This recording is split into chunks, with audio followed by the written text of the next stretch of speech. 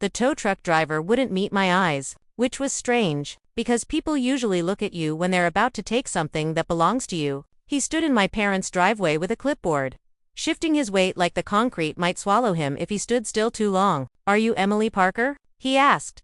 I nodded slowly. Yes. He exhaled like he'd been holding his breath for 5 minutes. "I'm here to pick up the Honda Civic." My Honda Civic. The one sitting behind him. My car. The car I bought myself at 19 with money from 2 jobs and a scholarship refund. The car I used every morning to drive to campus. The car that still had my backpack in the passenger seat. "I think you have the wrong address," I said. He looked down at the clipboard, then back at me. "No, ma'am. Order says this vehicle was sold this morning." Sold. The word didn't make sense. Sold. Like a house. Like furniture? Like something that belonged to someone who had the right to sell it. "My parents must have made a mistake," I said carefully. "They don't own that car." Behind me, the front door opened. Mom's voice floated out casually. "Oh good. The truck's here." The driver froze. I turned slowly. Mom stepped onto the porch holding her coffee like it was a perfectly normal Tuesday. Behind her, Dad leaned against the doorframe. Neither of them looked surprised. Neither of them looked guilty. "Mom," I said. My voice sounded strange. Too calm. "Why is he taking my car?" She blinked, like I'd asked something obvious. "Well," she said, sipping her coffee, "because we sold it." The driver stared at the ground. I laughed. Not because it was funny, because my brain refused to process the sentence. "You sold my car." "Yes," Dad said simply, "for a good reason." My chest felt tight. "A good reason," Mom nodded. "Your brother needs a proper gaming setup." The world tilted slightly. "My brother?" "Yes," she said patiently. "Ashton has real potential with streaming." I looked at the tow truck. At my car. At the dent on the rear bumper from when someone backed into me at the grocery store. At the sticker on the back window from my university. And then back at my parents. "You sold my car."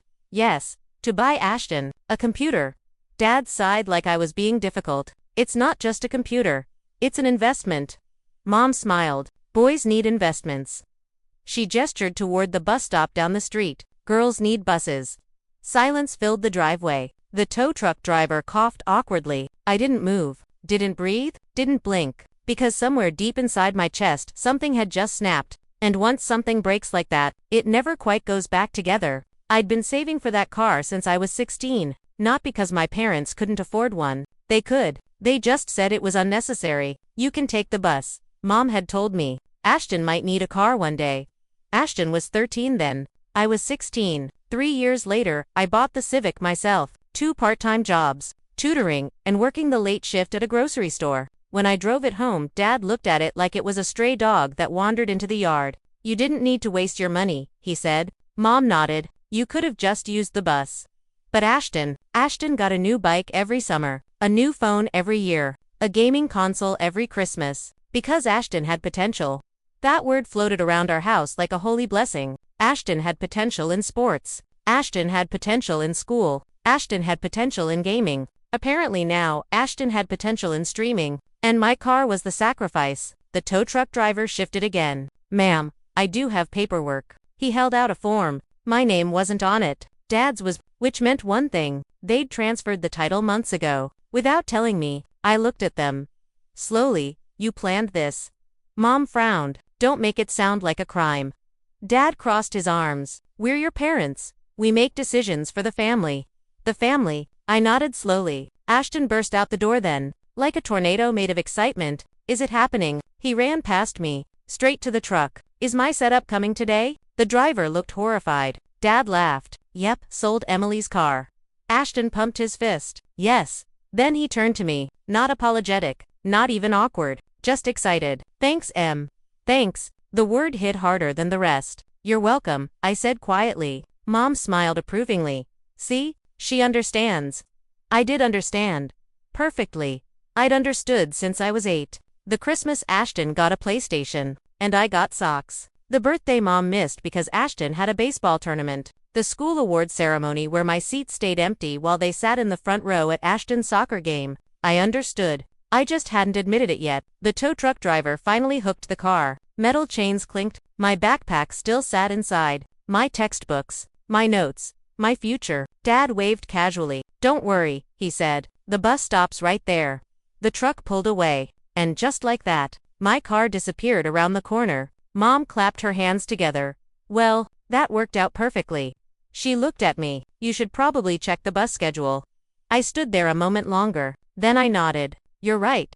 They both looked relieved, like they'd expected a fight, a tantrum, tears. Instead, I walked inside quietly, upstairs, into my room, and closed the door. The silence felt heavy, like the moment after a storm passes. I sat on my bed, opened my laptop, and started making phone calls. The first was to my university advisor, Emily. She said, "Everything okay?" "No," I said, "but it will be." She hesitated. "What do you need?" "I want to transfer." Silence. Transfer. Yes, as far away as possible. She inhaled slowly. "You're one of our top students, I know. Are you sure?" I stared out the window, at the empty driveway where my car used to be. I've never been more sure of anything. The next call was to my bank, then my job, then my landlord. One by one, piece by piece, I started dismantling my life there. My parents didn't notice. Not at first. They were too busy setting up Ashton's gaming room. 3 monitors, LED lights, a microphone arm, a custom chair. I watched them carry boxes upstairs. Mom looked thrilled. This is going to change his life. Dad nodded proudly. Investments matter. Ashton streamed that night, 20 viewers. Mom watched every minute, clapping like he'd won the Olympics. I packed quietly, a little each day. Books, clothes, documents. My acceptance letter came 2 weeks later, a university across the country, with a scholarship, and housing. I left the envelope on my desk, unopened, waiting. The moment came 3 weeks after the car disappeared. Dinner. Mom served pasta. Dad talked about Ashton's follower count, up to 72. He said proudly. Mom beamed. He's growing so fast. Ashton grinned. I took a breath. I'm moving. 3 heads turned. Moving? Mom repeated. Yes, where? Seattle. Silence. Dad frowned. For what? School. Mom laughed nervously. You go to school here? Not anymore. I slid the acceptance letter across the table. Dad read it slowly. Mom's smile faded. You applied without telling us. Yes, you can't just leave. I can. Ashton looked confused. But, who's going to help with my math homework? I smiled gently. You'll figure it out. Mom's voice sharpened. This is dramatic. No, I said. It's overdue. Dad slammed the letter down. You're abandoning your family. I shook my head. No. I'm accepting reality. What reality? That you don't actually have 2 children. Mom's face flushed. That's ridiculous. Is it? I looked at Dad. What's my major? He blinked. Biology. Close. Silence. Mom looked away. I stood. My bus leaves tomorrow morning. Dad scoffed. Of course it does. I paused at the doorway. Thanks for the practice. They stared at me. What practice? Mom asked. I smiled softly, taking the bus. And then I walked upstairs. The next morning, the bus stop felt different. Not like punishment, like freedom. The bus doors opened. I stepped inside. And for the first time in my life, I left my family behind. The funny thing about distance is what it reveals. When you're inside a storm, everything feels normal. The thunder, the rain, the chaos. But once you're far enough away, you finally see the damage. Seattle was quiet, not silent, but peaceful. My dorm room overlooked a row of trees that turned orange in the fall. No shouting, no gaming screams, no parents arguing about Ashton's schedule, just quiet. I worked, studied, built a life. People noticed me there. Professors learned my name. Friends invited me places. My roommate once asked casually, "Do your parents visit often?" I laughed. Not bitter, just honest. No. The calls started about 6 months later. Mom first. Crying. You left without saying goodbye. I thought about the driveway, the tow truck, the empty space where my car used to be. I said goodbye. You're punishing us. No, I'm protecting myself. Dad called next. You're being ungrateful.